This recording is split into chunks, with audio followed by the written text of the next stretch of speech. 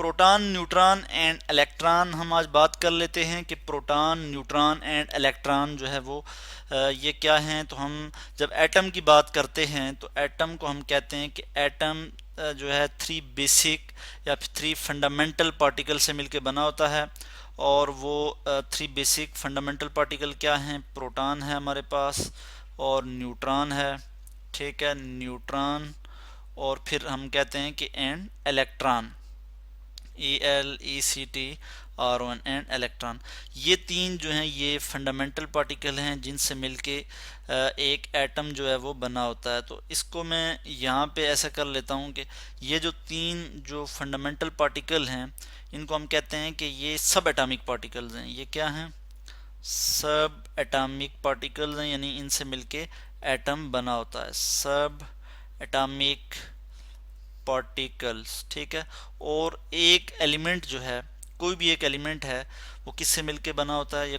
या मैं बात करता हूँ कि सब elements, all elements are made up of atom. सारे एलिमेंट्स जो हैं वो किससे मिलके बने होते हैं? एलिमेंट्स किससे मिलके बने होते हैं जी? एटम से। और हर एलिमेंट का के अपने डिफरेंट एटम होते हैं, ठीक है। या हम कहते हैं कि एक इंडिविजुअल अगर एलिमेंट है उसके जितने भी एलिमेंट होंगे, उसके जितने भी एटम्स होंगे वो सेम होंगे, वो आइडेंटिकल होंगे विद ऑल रिस्पेक्ट, हर लिहाज से वो जो है वो आइडेंटिकल होंगे। मगर एक एलिमेंट का अगर हम मुवाजना करें किसी दूसरे एलिमेंट से तो उसके एटम उससे डिफरेंट होंगे। तो हम बात कर रहे हैं कि जो एटम है उसके जो बेसिक जो फंडामेंटल पार्टिकल्स हैं वो क्या हैं? वो प्रोटॉन, न्यूट्रॉन एंड इलेक्ट्रॉन हैं। प्रोटॉन और न्यूट्रॉन जो हैं ये कहाँ पाए जाते हैं? प्रोटॉन प्लस न्यूट्रॉन ये जो हैं ये टाइटली पैक होते हैं और in the centre of the atom पाए जाते हैं। प्रोटॉन प्लस न्यूट्रॉन कहाँ पाए जाते हैं? Centre of the atom, centre of the atom, ये एटम के जो है वो सेंटर में पाए जाते हैं, सेंटर ऑफ द एटम। तो एटम के सेंटर में जब पाए जाते हैं, यानी एटम के सेंटर को हम कहते हैं कि न्यूक्लियस, ठीक है। या हम कहते हैं कि ये दोनों मिलके क्या बनाते हैं? न्यूक्लियस बनाते हैं। हम कह सकते हैं कि ये दोनों मिलके क्या बनाते हैं? न्यूक्लियस। कोलेक्टिवली हम प्रोटॉन और न्यूट्रॉन को न्यूक्लियन कहते हैं, न्यूक्लियंस, ठीक है। यानी न्यूक्लियंस क्या बनाते हैं? ये न्यूक्लियस बनाते हैं, न्यूक्लियस, ठीक है। तो ये क्या बनाते हैं? न्यूक्लियस बनाते हैं। यानी चूंकि एटम के सेंटर में मौजूद होते हैं प्रोटॉन और न्यूट्रॉन, तो इसलिए हम कहते हैं कि ये क्या बनाते हैं? मिलके टाइटली पैक्ड होते हैं और ये मिलके बनाते हैं न्यूक्लियस। और अगर हम एटम का स्ट्रक्चर देख लें, एक इमेजिनरी सा हम एक स्ट्रक्चर देख लेते हैं, ठीक है। एटम का एटम जो है वो बहुत स्मॉल होता है, आम आँख से हम एटम को नहीं देख सकते, ठीक है। और ये मैं एक आपको स्ट्रक्चर दिखा रहा हूँ, इमेजिनरी सा स्ट्रक्चर है, बल्कि इस तरफ करके इसको मैं आपको दिखा दूँ। इसमें क्या है कि सेंटर जो है, सेंटर में जो है ये न्यूक्लियस है और इसमें प्रोटॉन और न्यूट्रॉन मौजूद हैं। और इसके गिर्द जो है ये इलेक्ट्रॉन्स हैं जो कि मूव कर रहे हैं। या हम कहते हैं कि इलेक्ट्रॉन क्या करते हैं? इलेक्ट्रॉन जो है इसके इनके एक ख़ास पाथ हैं, ठीक है, सर्कुलर ऑर्बिट्स हैं, ठीक है, जहाँ पे इलेक्ट्रॉन जो है वो मूव करते हैं। न्यूक्लियस के गिर्द जो है वो अराउंड द न्यूक्लियस जो है इलेक्ट्रॉन जो है वो मूव करते हैं। तो इस तरह से ये हमारे पास जो स्ट्रक्चर है, हम कह सकते हैं कि एटम का है कि इलेक्ट्रॉन जो है वो अपने रेस्पेक्टिव जो पाथ हैं, जो उनके ऑर्बिट्स हैं, उधर मूव कर रहे हैं। और जो प्रोटॉन और न्यूट्रॉन हैं वो सेंटर में मौजूद हैं, टाइटली पैक्ड हैं और क्या बना रहे हैं? वो न्यूक्लियस बना रहे हैं। तो सब एटॉमिक पार्टिकल्स की अगर हम बात करें तो सबसे पहले हम बात कर लेते हैं प्रोटॉन की।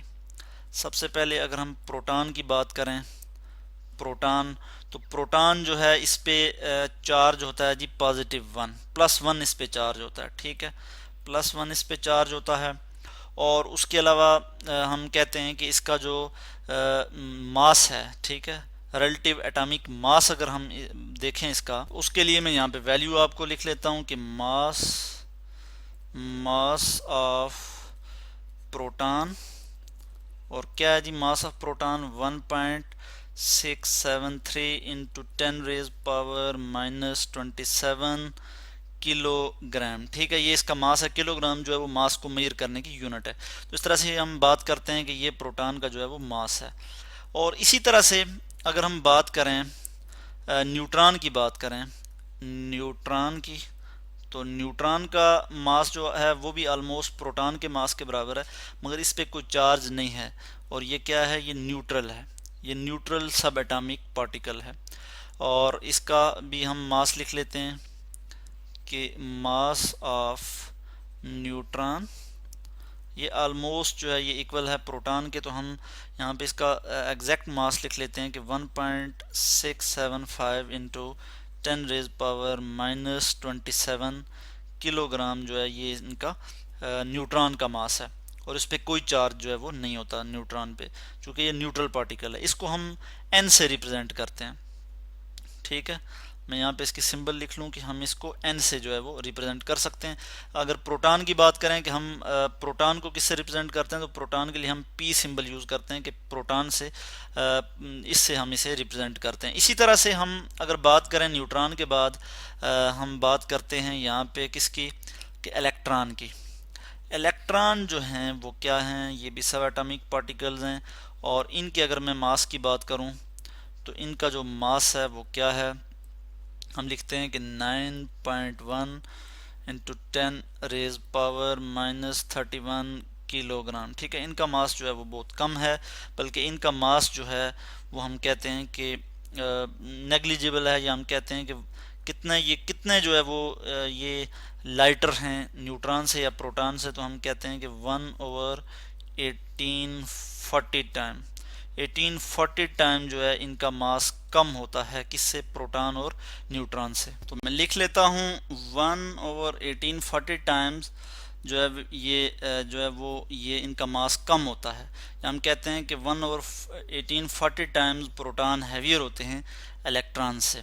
तो इस तरह से इलेक्ट्रॉन पे जो चार्ज होता है वो नेगेटिव चार्ज होता है, इसमें -1 इस पे चार्ज होता है। और हम इसको किस सिंबल से रिप्रेजेंट करते हैं, हम इलेक्ट्रॉन को जो है वो ई से रिप्रेजेंट करते हैं, इस तरह से ई।